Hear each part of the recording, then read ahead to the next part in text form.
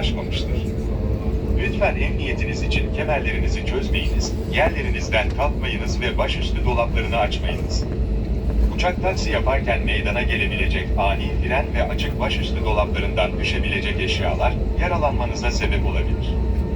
Uçağımız park yerine ulaşıp kemer ikaz ışıkları söndükten sonra önünüzdeki yolcuların iniş önceliğine riayet ediniz.